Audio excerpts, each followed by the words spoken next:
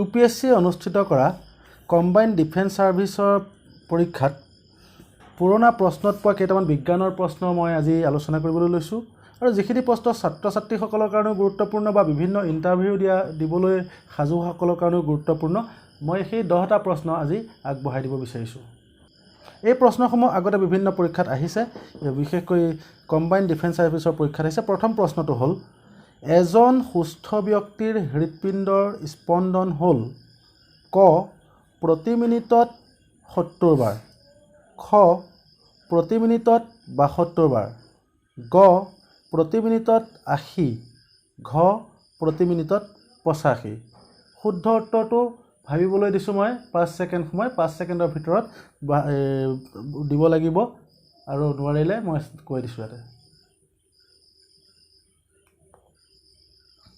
শুদ্ধ উত্তৰটো হ'ল প্ৰতি মিনিটত 72।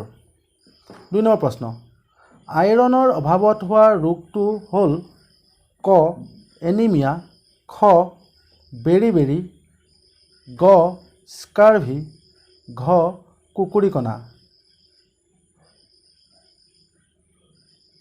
শুদ্ধ উত্তৰটো হ'ল ক এনিমিয়া। 3 নম্বৰ প্ৰশ্নটো হ'ল গছৰ পাতৰ সেউজীয়া ৰঙৰ কাৰণ হ'ল ক হিমোগ্লোবিন, খ ক্লোৰোফিল, গ ক্লোৰোফৰ্ম, ঘ এটাও নহয়। শুদ্ধ উত্তৰ খ ক্লোৰোফিল। ইয়াক হৰিতকণা বুলি কোৱা হয় বা পত্ৰহৰিত বুলিও কোৱা হয়। পিছৰ প্ৰশ্ন মানৱ শৰীৰত থকা হাড়ৰ সংখ্যা হ'ল ক 26, খ 106, গ 206, ঘ 210। শুদ্ধ উত্তৰ গ 206 বা 206। 5 নম্বৰ প্ৰশ্ন মানুহৰ শৰীৰৰ আটাইতকৈ ডাঙৰ গ্ৰন্থি হ'ল ক লিভাৰ যকৃত, খ কিডনী বৃক্ক, গ পাকস্থলী, ঘ অগ্নাশয়।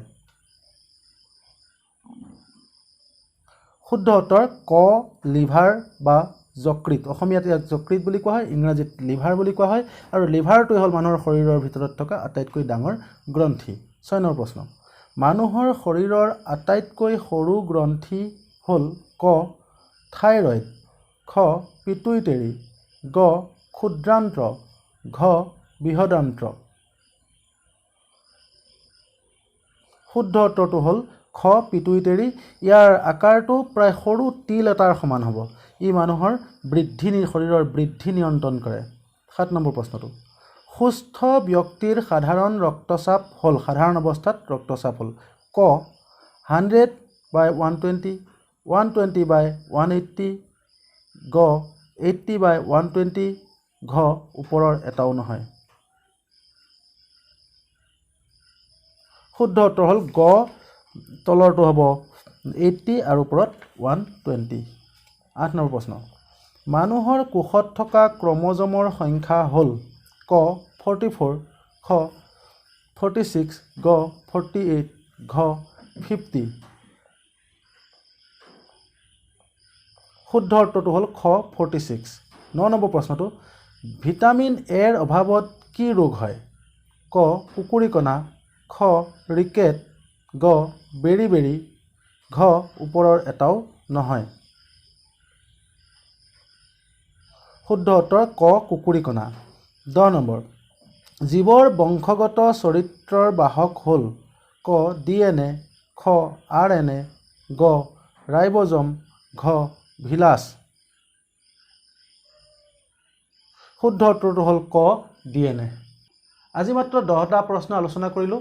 যদি সকলোৰে সঁহাৰি পাওঁ তেনেহ'লে মই পিছৰ পৰ্যায়ত আৰু বিভিন্ন ধৰণৰ আগত পৰীক্ষাত অহা প্ৰশ্নবিলাক আলোচনা কৰিম বুলি ভাবিছোঁ। ইয়াৰ দ্বাৰা বিভিন্ন চাকৰিৰ প্ৰত্যাশীসকলো উপকৃত হ'ব আৰু বিশেষকৈ আমাৰ ছাত্ৰ ছাত্ৰীসকলো উপকৃত হ'ব বুলি মই ভাবোঁ।